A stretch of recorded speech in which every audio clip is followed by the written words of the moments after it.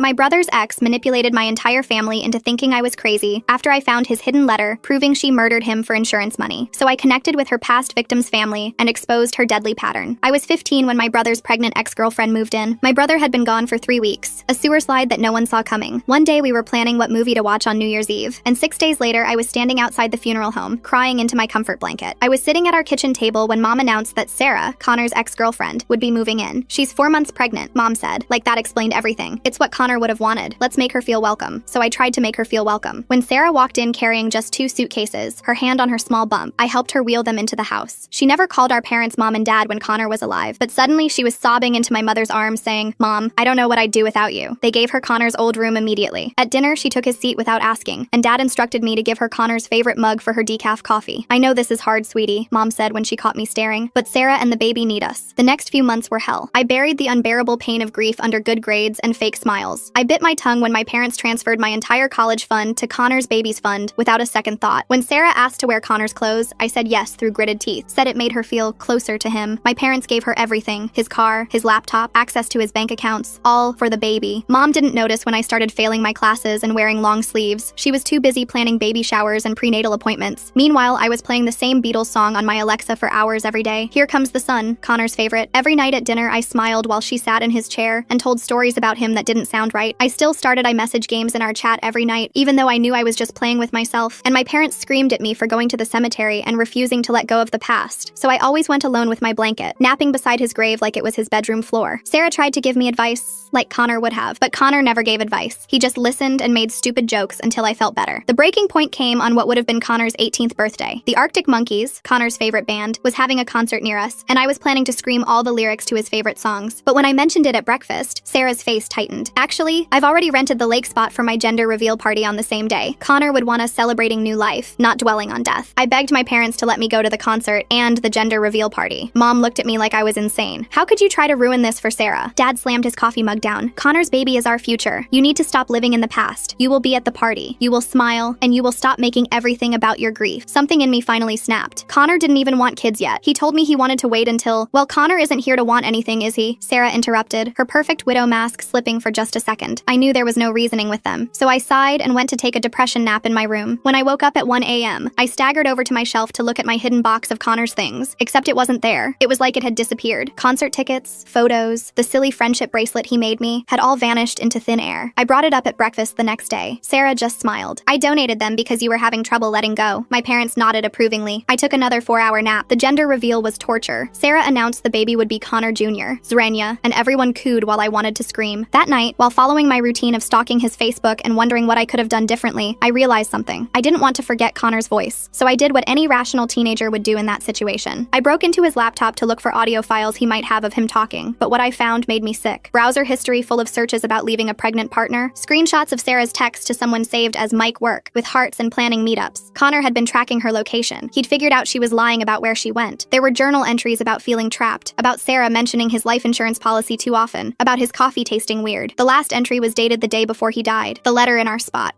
the attic crawl space where we used to hide during Mom and Dad's fights. I waited until 2 a.m. and crept up there, using my phone's flashlight. Behind the loose board where we used to stash candy, there was an envelope with my name on it. "If you're reading this, something happened to me. I need you to know the truth about Sarah and the baby." My hands trembled as I unfolded the letter. Connor's handwriting stared back at me, slightly shaky but unmistakably his. "The baby isn't mine. I overheard Sarah on the phone with Marcus admitting it, and I've been recording her drugging my coffee." The words blurred as tears filled my eyes. I pressed my hand over my mouth to muffle the sob threatening to escape. Connor had known. He'd been trying to protect himself, trying to gather evidence, and somehow it had all gone wrong. Footsteps creaked on the stairs below. I shoved the letter under my mattress just as my bedroom door opened without a knock. Sarah stood there in one of Connor's old hoodies, her hand resting on her bump. "Can't sleep either?" she asked sweetly, but her eyes scanned my room systematically, taking in every detail. The open closet door, the slightly displaced rug where I'd been pacing, the way I sat too stiffly on my bed. She walked in uninvited and sat down next to me, the mattress dipping under her weight. I fought the urge to shift away as she sighed dramatically. "I've been having nightmares about Connor," she said, watching my face carefully. "He told me you two had a special hiding spot where you used to play as kids." My blood turned to ice. The attic. She knew about the attic. I forced myself to shrug casually. "We had lots of hiding spots when we were little. Kid stuff." Her smile didn't reach her eyes. "He was very specific about this one. Said you two would hide there during your parents' fights." Such a sweet memory. My phone buzzed on the nightstand. A text from an unknown number. Sarah's gaze followed mine to the screen, but I grabbed it before she could see. "You should get some sleep," I said, standing up. "Big day tomorrow with your doctor's appointment. She didn't move. You know, grief can make people imagine things, see conspiracies where there aren't any. Your parents are worried about you. I'm fine. Are you? She stood slowly, smoothing down Connor's hoodie. Because they mentioned you've been saying some concerning things about me, about the baby. The threat hung in the air between us. I stayed silent. Sleep well, she said finally, pausing at my door. Oh, and that loose floorboard in your closet? You might want to fix that. Wouldn't want you to trip. After she left, I checked my phone with shaking hands. The text was from Jade, my best friend, using a number I didn't recognize. Got burner phone. My sister Emma saw Sarah at hospital pharmacy buying Ambien with Connor's prescription 2 days before he died. Meet me before school. I barely slept, clutching Connor's letter under my pillow. When morning came, I dragged myself downstairs to find my parents and Sarah already at the breakfast table. Perfect timing, Mom said brightly. We have something to discuss. Dad cleared his throat. Sarah brought to our attention that you've been struggling more than we realized. We've decided family therapy would be beneficial. Starting today, Sarah added, buttering her toast. I've already made the appointment with Dr. Mills. She's wonderful. We were in the same sorority. Of course she was. I have school, I protested. Already cleared it with the principal, Mom said. This is more important. At school, I'd barely made it to my locker when the intercom crackled to life. Please send the following student to the principal's office immediately. My name echoed through the hallway. Other students stared as I walked to the office, my face burning. Principal Johnson sat behind his desk looking concerned, with Ms. Rodriguez, the school counselor, beside him. Have a seat, he said gently. We received a call from your family about some concerning behavior. Ms. Rodriguez will be checking in with you daily from now on. What concerning behavior? I asked. Ms. Rodriguez leaned forward. Your stepmother mentioned you've been fixated on conspiracy theories about your brother's death, making accusations. We want to help you process your grief in a healthy way. Stepmother, the word made me want to scream. She's not my stepmother, I said quietly, and I'm processing fine. They exchanged looks. Daily check-ins, Principal Johnson repeated, non-negotiable. After school, I rushed home to find Sarah in Connor's room. She had his journals spread across the bed, systematically tearing out pages. What are you doing? I lunged for the nearest journal. She grabbed my wrist, her nails digging in hard enough to bruise. These pages might upset your parents. I'm protecting them. Those are Connor's private thoughts. Her grip tightened, and she leaned close enough that I could smell her perfume, something floral and cloying that made my stomach turn. You don't want to make me upset, she hissed. Not in my condition. I yanked my arm away, cradling my bruised wrist. Several torn pages fluttered to the floor. Entries about bruises on his arms, about feeling trapped, about Sarah's violence. That evening, my phone lit up with notifications. Sarah had started a group text with our extended family, concerned about our sweet girl's mental health. She's been having delusions about me and making wild accusations. Grief manifests in strange ways. Please be patient with her during this difficult time. Uncle Pete replied immediately. I've noticed her acting strange too. Happy to help get her the help she needs. Aunt Catherine, poor thing. Losing Connor has clearly been too much. I wanted to throw my phone across the room. Instead, I opened Connor's Google account on my laptop. I still remembered his password from when he'd asked me to check his email once. His location history was still there. Screenshots flew from my phone to the cloud as I documented Sarah's pharmacy visits, her patterns, her timeline. My fingers moved frantically, knowing she could change the passwords any moment. A message popped up from Marcus's girlfriend, Becca. Hey, weird thing. Sarah just showed up at our apartment demanding to talk to Marcus. He locked himself in the bedroom and won't come out. She was pounding on the door, screaming about needing to get their story straight. Thought you should know. The next day's therapy session was a nightmare. Dr. Mills, a polished woman who looked like she'd stepped out of Sarah's Instagram feed, sat across from us with a sympathetic smile. I understand you've been struggling with some jealousy issues, she said to me. It's natural to feel displaced when a new baby is coming. I'm not jealous, I said flatly. Sarah dabbed at her eyes with a tissue. She's been saying I hurt Connor, that I'm lying about the baby. It's been so hard. Dr. Mills made notes. Delusional thinking can be a symptom of complicated grief. These fantasies about Sarah stem from your inability to accept Connor's choice. I noticed she'd already written something before I'd even spoken. Pulling out my phone, I pretended to check the time but snapped a photo of her notes. Later, zooming in, I'd see she'd twisted everything. An old text to Connor saying I hate her about our English teacher was recorded as being about Sarah. After the session, Sarah created a shared family calendar on everyone's phones. Every minute of my day was scheduled. For your safety, she explained to my parents. So we know where you are if you need help. School, therapy, home, study time, supervised, family dinner, bed by 9 p.m., no deviations allowed. When Jade tried to come over that weekend, Sarah met her at the door. I'm sorry, but she's not allowed visitors right now, Sarah said sweetly. She's been having some mental health challenges, and her therapist thinks socializing with people who enable her fixations would be harmful. Enable what? Jade demanded. My parents appeared behind Sarah. Please respect our family's privacy during this difficult time, Dad said firmly. I watched from my window as Jade left, her face twisted with frustration. My phone buzzed. Another unknown number. Meet me at the old playground on Maple. Midnight. Bring Connor's journal photos. Jay. The next week was suffocating. Ms. Rodriguez dutifully checked on me daily, her concern genuine but misguided. During one session, she mentioned Sarah had called worried about threats I'd allegedly made. I'm mandated to report these concerns, she said gently, but I want to hear your side. I never threatened anyone, I said. She showed me an email from Sarah with screenshots of texts I'd never sent, messages threatening to hurt her and the baby if she didn't leave. They were clearly fabricated, but how could I prove it? That night, I snuck out through my window and met Jade at the abandoned playground. She pulled me into a fierce hug. I believe you, she whispered, about everything. I showed her the photos I'd taken of Connor's journal entries, the bruises on his arms, the dated entries about Sarah's violence. One entry made us both gasp. She threatened to make it look like I hurt her if I try to leave, showed me bruises she gave herself, said no one would believe me. She's done this before. There was a photo paper clipped to the page, Sarah's arms covered in bruises, but the angle was all wrong for someone else to have caused them. This is evidence of blackmail, Jade breathed. We need to document everything. We spent an hour photographing every page, every entry, uploading everything to multiple cloud accounts. Jade gave me one of her burner phones to keep hidden. My mom's friend is a lawyer, she said. We're going to figure this out. Walking home, I felt a tiny spark of hope. Maybe Connor's truth would finally come out. The next morning, Jake, one of Connor's co-workers, pulled me aside at the grocery store. I need to tell you something, he said quietly. The week before Connor died, Sarah came to our work crying about him abusing her, made a huge scene. But after she left, I was in the parking lot on break and saw her in her car. She was laughing, like really laughing, taking selfies. It was weird. Would you tell my parents that? I asked desperately. He shifted uncomfortably. I don't want to get involved with family drama. Please, Connor was your friend. He sighed. I'll think about it. I started noticing patterns in Sarah's behavior. Morning sickness only during arguments. Energy for shopping trips, but too tired to help with chores. The bump that seemed to change sizes depending on what she wore. During family dinner, she pushed her food around, claiming nausea. The baby's been so active today, she said, rubbing her stomach. But when Mom suggested she lie down, Sarah perked up immediately when her phone buzzed. Oh, Marcus is having a crisis. I should call him. You know, for closure. She practically skipped out of the room. Later that week, Marcus's sister reached out through Jade. We met at a coffee shop 2 towns over. My friend's brother died last year, she said quietly. Tom Chen. Similar circumstances. Pregnant girlfriend moved in with his family after. She left town when people started asking questions. My blood ran cold. What was her name? Jennifer Walsh. But Tom mentioned she'd changed it once before. I created an anonymous blog that night, documenting everything. The timeline, the evidence, Connor's journal entries. I posted from the library computer during my supervised study time, clearing the browser history after each session. When Sarah tried to access my social media accounts, 2-factor authentication blocked her. I played dumb when she complained to my parents about technical issues. Maybe the baby brain is making you forget passwords, I suggested innocently. Her mask slipped for just a second, pure rage flashing in her eyes before the sweet smile returned. A few days later, Mrs. Chen from down the street stopped me while I was taking out the trash. I've been meaning to tell someone, she said quietly. That night Connor died. Sarah was at my house, borrowed my car for an emergency around 2 a.m., brought it back 2 hours later with mud on the tires. Thought it was strange. The pieces were falling into place. The Ambien, the borrowed car, the timeline that didn't match Sarah's story. At dinner, Sarah announced she'd scheduled more family therapy. Dr. Mills thinks intensive treatment might be necessary, she said, not looking at me. There's a wonderful facility that specializes in grief-related psychosis. My parents exchanged worried looks. Let's see how the outpatient therapy goes first, Mom said carefully. Sarah's hand went to her stomach. I just worry about the stress affecting the baby. Connor would want his child to grow up in a peaceful environment. I bit my tongue so hard I tasted blood. Connor's child, the baby that wasn't even his. That night, I heard Sarah on the phone in Connor's room, her voice low and urgent. The kid knows something. No, I can't just leave yet. The insurance money. I know what we agreed, but this family has more than, don't threaten me. I pressed my ear against the wall, trying to hear more, but she must have moved away from the wall. The next morning, I woke to find my bruised wrist photographed and documented in a medical file on the kitchen table. Evidence of self-harm, Sarah explained sadly to my parents. Dr. Mills says it's escalating. I pulled up my sleeve. The bruises were clearly finger marks, but the photos were taken at an angle that made them look self-inflicted. She grabbed me, I protested, when I tried to save Connor's journals. Sweetheart, Mom said gently. Sarah showed us the security footage from the hallway. You were alone when you went into Connor's room. What security footage? We don't have cameras inside, Dad sighed. The new system Sarah installed, for safety. I felt the walls closing in. She was rewriting reality, and everyone believed her version. But Connor's letter was still hidden under my mattress. His truth was still there, waiting. And somewhere out there, Tom Chen's family had their own questions about a woman who might have been Jennifer Walsh before she became Sarah. The battle for Connor's truth was just beginning. I recognized Sarah's pattern immediately. Public concern, private threats, isolation tactics, exactly what Connor's journal had described. The realization made my skin crawl as I watched her performance at breakfast, dabbing at fake tears while explaining to my parents how worried she was about my deteriorating mental state. Emma, the hospital nurse who was Jade's sister, texted me during lunch period. She'd checked the pharmacy records and confirmed Sarah had picked up Connor's Ambien prescription the day he died. Security footage showed her leaving with a full bottle, enough to kill someone if mixed with alcohol. The timestamp matched perfectly with Mrs. Chen's account of Sarah borrowing her car that night. Sarah must have sensed the walls closing in because her next move was calculated. She showed up at Jade's mother's house with a box of homemade cookies and tears streaming down her face. Jade watched from her bedroom window as Sarah tried to convince her mother that I was having a mental breakdown, that Jade was enabling dangerous delusions. But Jade had already warned her mother about Sarah's manipulation tactics. Her mother politely but firmly told Sarah that she trusted her daughter's judgment and asked her to leave. That small victory gave me hope, but I knew I needed to protect the evidence. I carefully removed Connor's letter from under my mattress and photographed every word with Jade's burner phone. The original went into a tampon box in my bathroom, the one place Sarah wouldn't search. I uploaded the photos to 3 different cloud accounts, each with different passwords, then cleared the phone's history. My parents decided to take me to the police station for what they called a wellness check. They explained to the officer that they were concerned about my mental health, that I'd been making accusations about Sarah. The officer listened listened patiently, but explained that without evidence of immediate danger to myself or others, there was nothing he could do. I sat there silently, knowing that speaking up would only make me look more unstable. Connor's gaming friend Derek had been following my anonymous blog. He sent a private message offering to share chat logs from Connor's final days. Connor had confided in him about feeling scared, about Sarah's mood swings, about finding bruises on his arms he couldn't explain. Derek had screenshots of everything, including Connor's message the night before he died saying he was going to leave Sarah and stay with a friend. Marcus's sister showed me something that made my blood run cold. She'd found Sarah's old social media profiles under the name Jennifer Walsh. The photos were definitely her, just with different colored hair. There were posts about her boyfriend Tom, photos of them together, and then suddenly nothing. The account went dark right around the time Tom died from an accidental OD. She also had a newspaper clipping about Tom's death. The article mentioned he'd recently increased his life insurance policy and that his girlfriend was pregnant. Sound familiar? The parallels were too obvious to ignore. Same substances, same circumstances, same pattern of moving in with the grieving family. When my parents confronted me about the blog posts that were starting to circulate among Connor's friends, I stayed calm. I showed them one specific entry from Connor's journal where he wrote about being scared, about Sarah mentioning his life insurance policy during arguments, about feeling like he couldn't leave. Dad's face changed as he read Connor's familiar handwriting describing his fear. Sarah's response was swift. She announced she was moving up the wedding to my father. She claimed it would honor Connor's memory and provide stability for the baby. The ceremony would be small, family only, in just 2 weeks. Once she had legal rights as Dad's wife, she'd have access to everything: the house, the bank accounts, the life insurance policies on our entire family. Jake finally worked up the courage to tell my parents what he'd witnessed. He described Sarah's performance at Connor's workplace, how she'd sobbed about abuse in front of everyone, then laughed and took selfies in her car afterward. He showed them security footage from the parking lot that backed up his story. Mom's face went pale as she watched Sarah's transformation from victim to victor in the span of minutes. Sarah's mask started slipping more frequently. When I refused to be in the wedding party, she cornered me in the hallway and snarled that no one had believed Connor either. The words escaped before she could stop them, an admission that she'd done this before. She quickly covered by claiming she meant no one believed Connor about wanting to wait to have kids, but we both knew what she'd really meant. Mom began asking questions. Why did Sarah need access to Connor's life insurance so urgently? Why was she pushing for such a quick wedding? Why did her stories about Connor keep changing? She pulled me aside one evening and asked about my concerns. For the first time in months, she actually listened. Marcus finally agreed to meet with me. He was terrified of Sarah but knew he needed to tell the truth. He revealed that Sarah had admitted during their affair that she was already pregnant when she met Connor. She'd targeted him specifically because she knew about his family's money, about the life insurance policy his parents had taken out. Marcus had text messages proving everything, including Sarah begging him to run away with her the night before Connor died. Dad started paying attention to details he'd previously ignored. Sarah's stories about Connor didn't match the son he'd known for 17 years. Connor supposedly told her things he'd never mentioned to his family, had opinions that contradicted everything Dad knew about him. The more Dad thought about it, the less sense it made. Security footage from our neighbor's doorbell camera became the smoking GN. It showed Sarah leaving our house at 2 a.m. the night Connor died, just as Mrs. Chen had said. She returned at 4 a.m., plenty of time to have driven to Connor's apartment and back. Her alibi that she'd been asleep in the guest room all night was completely destroyed. Jade risked being grounded to maintain our communication. She snuck me a second burner phone when the first one's battery started dying, kept copies of all the evidence on flash drives hidden around her room, and coordinated with the growing network of people who were starting to see through Sarah's lies. Mrs. Chen offered to let me study at her house in the afternoons. It became my safe haven where I could meet with allies, plan our next moves, and work on documenting the truth without Sarah's surveillance. Mrs. Chen had never liked Sarah, had always found her tears too convenient and her grief too performative. Despite having numerous opportunities to plant false evidence or manipulate the situation in my favor, I refused. I wanted Connor's truth to come out, but I wanted it to come out honestly. Every piece of evidence was real, every witness statement genuine. I wouldn't stoop to Sarah's level of deception. During one family dinner, Sarah contradicted herself about the last time she'd seen Connor. First she said it was the morning he died, then changed it to 2 days before, then back to that morning. My parents exchanged worried glances across the table. The cracks in her story were becoming impossible to ignore. Marcus agreed to meet me secretly at a diner 3 towns over. He was shaking as he told me everything. Sarah had been with him the night before Connor died, begging him to leave town with her. She'd said Connor was getting suspicious, that her plan was falling apart. She'd cried about being trapped, about needing money to start over. Marcus had refused to help her, and she'd left in a rage. Sarah's carefully maintained image began cracking in public. Jake, Mrs. Chen, and Emma started comparing notes at the grocery store, their hushed conversations drawing attention. Other neighbors mentioned strange things they'd noticed. Sarah taking long phone calls in her car, meeting with unknown men at odd hours, the way she'd smile when she thought no one was looking. A clear pattern emerged through everyone's observations. Sarah targeted young men with life insurance policies and families with money. She claimed abuse when questioned, used pregnancy to gain sympathy, and always positioned herself as the victim. The same story, different families, different names. Jade's family offered to pay for a lawyer consultation. Her mother had become invested in helping after Sarah's attempted manipulation. The lawyer listened to our evidence and said that while criminal charges would be difficult without more proof, the family could certainly take civil action to protect their assets. My anonymous blog gained traction among Connor's friends. They started sharing their own strange encounters with Sarah, how she'd pumped them for information about Connor's finances, messages, how she'd tried to isolate him from his support system, how different Connor had seemed in his final weeks. The comment section became a repository of small details that painted a damning picture. When confronted about timeline inconsistencies during dinner, Sarah lost control for just a moment. She blurted out that Connor was going to leave her with nothing, then quickly blamed it on pregnancy hormones. But the damage was done. My parents heard the anger in her voice, saw the calculation in her eyes. My parents finally apologized for not listening to me sooner. Mom admitted she'd suspected something was off, but wanted so badly to believe in the baby, in having a piece of Connor still with them. She'd chosen the comfortable lie over the difficult truth, and now she was seeing the cost of that choice. Sarah realized she was losing control. I watched from my window as she paced in the backyard, making frantic phone calls to unknown numbers. She started packing valuable items from around the house into boxes in her room. Connor's watch, Mom's jewelry that had been put away for safekeeping, electronics that could be easily sold. Marcus's sister confirmed what we'd suspected. Tom Chen was her friend's brother, and the pattern was identical. Same substances, same staged sewer slide, same pregnant girlfriend who disappeared when questions got too uncomfortable. 2 deaths, 2 families destroyed, and Sarah had almost gotten away with it twice. I warned Marcus that he might be Sarah's next target if she couldn't salvage her current situation. He agreed to record any conversations with her going forward. Within days, she called him crying, begging for help, saying the family had turned against her. He recorded everything, including her admission that she needed money to disappear. Connor's friends created a group chat to share evidence. Jake's security footage, Emma's pharmacy records, Mrs. Chen's testimony, Derek's chat logs. It all painted a picture of a woman who had systematically planned Connor's murder. The timeline was damning when laid out sequentially. Sarah's attempts to turn the family against me backfired spectacularly. My parents discovered she'd been intercepting mail, hiding bills, and rerouting Connor's mail to a P.O. box she controlled. She'd been slowly draining his accounts, small amounts that wouldn't trigger alerts but added up over time. The real smoking GN came when Dad found Connor's sewer slide note in Sarah's jewelry box. She'd forgotten to destroy it, probably keeping it as insurance. But the handwriting was wrong. It used phrases from Connor's journals but lacked his natural flow. Dad knew his son's handwriting better than anyone, and this wasn't it. Extended family members started reaching out to apologize. Uncle Pete admitted Sarah had been feeding him lies about my mental health for months, playing on his concern to build a network of people who would support her version of events. He felt sick when he realized how he'd been manipulated. Tom's family had hired a private investigator after his death. They shared the report with us, and the similarities were undeniable. Same pattern of isolation, same financial exploitation, same convenient sewer slide after increasing life insurance. The investigator had tracked Jennifer Walsh's movements after Tom's death. She'd disappeared for 6 months before emerging as Sarah. Sarah's wedding planning became increasingly desperate. She needed legal rights before the truth fully emerged. She booked venues, ordered flowers, sent invitations, all while maintaining the facade of the grieving girlfriend honoring Connor's memory. But her rush to lock down legal status was transparent. During wedding dress shopping, Mom saw Sarah's true nature emerge. When the sales clerk made a minor mistake, Sarah erupted in rage, making a scene about incompetent service and threatening to destroy the shop's reputation online. The mask had slipped completely, revealing the calculating predator beneath. I realized the full scope of Sarah's plan. If she married Dad, she'd have access to everything. The house, the bank accounts, the life insurance policies on our entire family. We'd all become potential targets. The woman who'd called twice wouldn't hesitate to call again if it meant financial gain. Instead of confronting Sarah with aggression, I presented the evidence to my parents calmly and methodically. I let the facts speak for themselves. The timeline, the witnesses, the documentation. There was no emotion in my presentation, just truth laid bare. It was more powerful than any accusation. One by one, family members began refusing to attend the rushed wedding. They cited concerns about timing, the need to honor Connor's memory properly, discomfort with the circumstances. Sarah watched her carefully constructed plan crumble as her support system evaporated. The documented evidence became undeniable. Sarah's own words in recorded conversations with Marcus damned her. She'd admitted to choosing Connor because his family had money, and he was weak enough to control. She'd laughed about how easy it was to manipulate grieving families. She'd bragged about her previous success with Tom. My parents told Sarah the wedding was postponed indefinitely. She maintained her sweet facade, but I saw rage flash in her eyes. She knew the game was almost over, but she wasn't giving up yet. Predators like Sarah always had one more move to play. Sarah made a last desperate manipulation attempt. She claimed she was having complications with the pregnancy, needed immediate financial help for medical care. She produced fake hospital bills, staged phone calls with doctors, even wore a larger prosthetic bump to seem further along. Dad asked for proof of the pregnancy complications, real documentation from real doctors. Sarah stalled, made excuses, claimed the hospital was slow with paperwork, but she couldn't produce anything because there were no complications with a pregnancy that didn't exist with Connor's child. Then Sarah's ex-boyfriend from before Connor showed up at our house. He demanded she return the money she'd stolen from him, revealed he was the baby's actual father. He had paternity test results, bank statements showing the theft, proof that Sarah had been planning this con for over a year. The family rallied around me for the first time since Connor's death. Mom apologized for choosing the comfortable lie over the difficult truth about Connor. She'd wanted so badly to believe in the baby, in having a piece of her son still with them, that she'd ignored every red flag. Tom's mother reached out directly. She offered to share their investigation files, promised to support any legal action we chose to take. She'd been waiting 2 years for another family to see through the woman who'd culled her son. Finally, she had allies in seeking justice. I presented the complete timeline to a family meeting. 2 victims, Same method, same exploitation of grieving families. The pattern was undeniable when laid out clearly. Sarah had refined her technique with each victim, but the core elements remained consistent. Marcus provided the final piece of evidence, a recording of Sarah admitting she'd chosen Connor because his family had money, and he was weak enough to control. She'd laughed about how easy it was to manipulate grieving families, how profitable tragedy could be if you played it right. Mrs. Chen testified to our family that Sarah had specifically asked to borrow her car to visit Connor that night, claiming she needed to talk to him about the baby. The car was returned hours later with mud on the tires from the dirt road leading to Connor's apartment complex. Mrs. Chen had kept quiet out of respect for our grieving family, but now she understood the significance of that detail. The complete evidence file painted a devastating picture. Sarah's pattern stretched back at least 2 years, with 2 confirmed deaths, and Marcus as a potential third victim if her current plan had failed. The methodology was consistent: target vulnerable young men with financial assets, claim pregnancy, exploit grieving families, then disappear when questions arose. Connor's USB drive was exactly where his letter said it would be, hidden in the spare tire compartment of his car. The files contained audio recordings of Sarah drugging his coffee, photos of bruises she'd inflicted on him, and a detailed timeline of her abuse. He'd been building a case to protect himself, documenting everything meticulously. The final recording was dated the night before he died, Sarah's voice clear as she threatened to claim he'd assaulted her if he tried to leave. Our family gathered in the living room for what would be the final confrontation. Dad served Sarah a formal eviction notice with Uncle Pete standing as witness. The document gave her 24 hours to vacate the premises. Sarah's face cycled through emotions: shock, rage, then calculated tears as she tried one last manipulation. She pulled out her phone, threatening to call the police and claim Dad had assaulted her. Her fingers hovered over the emergency number as she described the story she'd tell, how he'd grabbed her, pushed her, threatened the baby, the same tactics she'd used on Connor and Tom. My phone chose that exact moment to die. The recording of Sarah's confession to Marcus was on it, the one piece of evidence that could immediately disprove her claims. The family wavered, uncertainty creeping back in as Sarah's tears intensified. She clutched her stomach, wailing about stress on the baby, about Connor's family turning against his child. Mom stepped forward, her face set with determination. She pointed at Sarah's midsection where the pregnancy bump had mysteriously vanished since yesterday. The prosthetic padding Sarah had been wearing was gone, forgotten in her panic. The supposedly 7-month pregnant woman had a completely flat stomach. While the family argued about next steps, I slipped out the back door and ran to Jade's house. My legs burned as I sprinted through familiar streets, knowing every second counted. Jade met me at the door with her laptop already open, the cloud backup of evidence ready. Her mother was on the phone with Tom's family, coordinating the final pieces. Tom's mother had been waiting for this moment. She sent our entire family email list a comprehensive file, the private investigator's report documenting Sarah's identity changes, financial records showing Tom's drained accounts, witness statements from his friends about Sarah's behavior before his death. The evidence was overwhelming and undeniable. Sarah returned from the police station 2 hours later to find our entire family assembled in the living room, plus Tom's mother who'd driven 3 hours to be there. The room was silent as she walked in, her confidence faltering as she recognized the woman whose son she'd culled. Each person presented their evidence methodically. Jake showed the security footage of her laughing after her performance at Connor's work. Emma presented the pharmacy records and timeline of the Ambien purchase. Marcus's recorded confession played from multiple phones simultaneously, his voice shaking as he described Sarah's manipulation. Mrs. Chen detailed the borrowed car, the timeline that placed Sarah at Connor's apartment when he died. The final revelation came from Tom's mother. Sarah hadn't just culled Tom for his insurance money. She'd only received a partial payout because the insurance company had been suspicious of the circumstances. She'd needed another victim, another family to exploit, which led her to Connor. The pattern would have continued with Marcus or someone else if we hadn't stopped her. Connor's friend who worked at a law firm arrived with a document that changed everything. Connor had updated his will a week before his death, leaving everything to me instead of Sarah. He'd known something might happen, had taken steps to protect his assets from her. The document was properly witnessed and notarized, completely legal and binding. The choice fell to me: pursue criminal charges that would mean a long, traumatic trial, or let Sarah leave with the promise that we had enough evidence to bury her if she ever contacted our family again. I looked at my parents' exhausted faces, at Tom's mother who'd been fighting this battle for 2 years, at all the people who'd risked their relationships to help expose the truth. I chose to document everything with the police, but asked them to prioritize our family's healing over a prolonged legal battle. The detective took our statements, collected the evidence, and assured us they'd be investigating both deaths. Tom's case would be reopened with this new information. Justice might be slow, but it would come. Sarah packed her belongings under the watchful eyes of our entire family. She tried one final manipulation, claiming she really was pregnant and we were throwing out a pregnant woman. No one even responded. The boy who cried wolf had exhausted all credibility. Her tears were met with stony silence. When she attempted to take Connor's laptop, claiming it contained photos of their relationship, Dad physically stepped between her and Connor's room. He pulled out his phone, ready to call the police himself if she didn't leave immediately. Sarah's mask finally dropped completely, her face twisting with rage. She turned to Mom, trying to appeal to maternal instinct, sobbing about being alone and pregnant. Mom stood firm beside Dad, their united front unshakable. Even Mom, who'd wanted so desperately to believe in Connor's baby, saw through the manipulation now. The evidence was too overwhelming, the lies too numerous. The police arrived to escort Sarah off the property after she refused to leave voluntarily. 2 officers stood by as she loaded her car, ensuring she only took her personal belongings. They served her with a no-contact order, her. If she came within 500 feet of any family member, she'd be arrested immediately. As her car pulled away, Sarah's true nature showed through the driver's window. She looked directly at me, her expression cold and calculating. Her lips moved clearly enough for me to read them. Connor was weak, just like you. Then she was gone, taillights disappearing down the street. Our family immediately changed every lock in the house, updated all security codes, and installed a comprehensive camera system. We created a safety plan in case Sarah attempted to return for revenge. The security company noted our address for priority response. We weren't taking any chances. The next weeks were a blur of activity. I started seeing a legitimate grief counselor, one with no connection to Sarah or her network. The therapist helped me process not just Connor's death, but the months of psychological torture that followed. Slowly, I began to separate my grief for my brother from the trauma Sarah had inflicted. Connor's real last message was in a hidden file on the USB drive. A video recorded the week before he died, showing his bruised arms and exhausted face. But his message was clear and strong. He looked directly into the camera and spoke to me, telling me to trust myself, that I was stronger than I knew. He'd known I'd be the one to find the truth. 6 months later, our family gathered at the lake Connor had loved. This time, it was for a proper memorial, not Sarah's twisted gender reveal. His real friends were there, the ones who'd helped expose the truth. Tom's family stood with us, two families united by tragedy, but also by justice. I spoke about the real Connor, the brother who made stupid jokes when I was sad, who listened without judging, who hid candy in our secret spot during our parents' fights. Not the false version Sarah had created, but the person we'd actually lost. The grief was still there, would always be there, but it was clean now, not poisoned by lies. Sarah faced investigation in both deaths. The detective called periodically with updates. They'd found more evidence, other families who'd had suspicious encounters with her under different names. The investigation was expanding, but I tried not to focus on it. Justice was important, but healing was more important. My college fund was restored from Connor's estate. The money Sarah had manipulated from my parents was slowly recovered through insurance claims and legal processes. It wouldn't bring Connor back, but at least his final wishes were being honored. He'd wanted me to go to college, to have the future he wouldn't get to see. The house felt different now. Connor's room remained closed most days, but sometimes I'd go in and sit with his things. The journals Sarah hadn't managed to destroy, his gaming setup, the silly friendship bracelet I'd found hidden in his desk drawer. The pain of missing him was constant, but no longer complicated by doubt or manipulation. I returned to school with my head held high. The whispers about my mental health crisis faded as the truth spread through the community. Mrs. Rodriguez apologized for not seeing through Sarah's lies, for letting the system be used against me. Principal Johnson removed all the documentation Sarah had submitted from my record. Jade remained my fiercest ally through everything. Her family had essentially adopted me during the worst months, providing safe harbor when my own home became a battlefield. Our friendship had been tested by Sarah's manipulations, but emerged stronger. She'd believed me when no one else would. The extended family slowly rebuilt trust. Uncle Pete became one of my strongest supporters, furious at how he'd been manipulated into enabling Sarah's abuse. Aunt Catherine sent long letters apologizing for not questioning Sarah's narrative. The family WhatsApp group, once poisoned by Sarah's lies, became a source of support again. Marcus struggled with guilt over his role in everything. He'd been another of Sarah's victims, manipulated and used, but he still felt responsible for not speaking up sooner. He started attending the same grief support group, working through his own trauma. His testimony had been crucial in exposing Sarah, and I made sure he knew how grateful we were. Jake from Connor's work became a regular visitor. He'd carry guilt too about not speaking up when Connor was alive, but I reminded him that Sarah had fooled everyone. He shared stories about Connor at work, funny moments and inside jokes I'd never heard. It helped to know Connor had been happy sometimes, even near the end. Mrs. Chen adopted me as an honorary grandchild. She'd check on me daily, bringing food and sitting quietly when words weren't needed. Her house remained a refuge, a place where I could exist without the weight of everything that had happened. She'd lost her husband young and understood grief in a way that didn't require explanation. The blog I'd created to document evidence transformed into something different. Other families reached out, sharing their own experiences with people like Sarah, not for publicity or attention, but for connection and validation. We created a private support network, sharing resources and warning signs. If we could prevent even one family from experiencing what we had, Connor's death wouldn't be entirely meaningless. Mom and Dad slowly rebuilt their relationship with me. The guilt they carried for not believing me, for enabling Sarah's abuse, was immense. Family therapy, with a legitimate therapist this time, helped us navigate the complicated emotions. They'd been victims too, manipulated by a master predator, but that didn't erase the harm caused by their disbelief. Connor's birthday came and went. This time, I attended the Arctic Monkeys concert as planned, screaming the lyrics to his favorite songs. Jade came with me, and we ugly cried through the entire set list. It wasn't the celebration I'd originally planned with Connor, but it honored him in a way Sarah's gender reveal never could have. The investigation into Sarah continued in the background. Detective Morrison called occasionally with updates. They'd connected her to at least 3 suspicious deaths across different states. She'd been doing this for years, perfecting her technique with each victim. The full scope might never be known, but at least she'd been stopped. I graduated high school with honors, my grades recovering once the psychological warfare ended. The college acceptance letters felt bittersweet. Connor should have been helping me choose, teasing me about my safety schools. Instead, I made the decision with his memory as my guide, choosing the engineering program he'd always said I'd excel in. The night before I left for college, I visited Connor's grave one last time, not with my comfort blanket and depression naps, but standing strong. I told him about everything, how we'd exposed Sarah, how the family had healed, how his preparation had saved us all. I promised promised to live the life he'd wanted for me, to be happy despite the grief. Tom's mother sent a final message as I packed for college. Sarah had been arrested in another state under yet another name, caught in the middle of targeting a new victim. This time, she wouldn't escape justice. The combined evidence from our families and others she'd targeted would ensure she never destroyed another family. My dorm room felt strange at first, too quiet without the constant chaos of the past year. But as I unpacked, I found Connor's friendship bracelet tucked into my suitcase with a note from Mom. She'd saved it from the box Sarah had tried to donate, keeping it safe until I was ready. I wore it every day after that, a reminder of the brother who'd loved me enough to protect me even after death. The other students had no idea about my story, and I preferred it that way. I wasn't the girl whose brother died, or the teen who'd fought a psychopath. I was just another freshman figuring out college life. The anonymity felt like freedom after months of being watched and judged. Late at night, when the grief hit hardest, I'd replay Connor's video message. His faith in my strength had been justified. I'd fought for his truth when everyone doubted me, exposed a killer when the world believed her tears. He'd known I could do it, had trusted me with his final secret. That trust had saved our family. The truth had finally surfaced, just as Connor knew it would.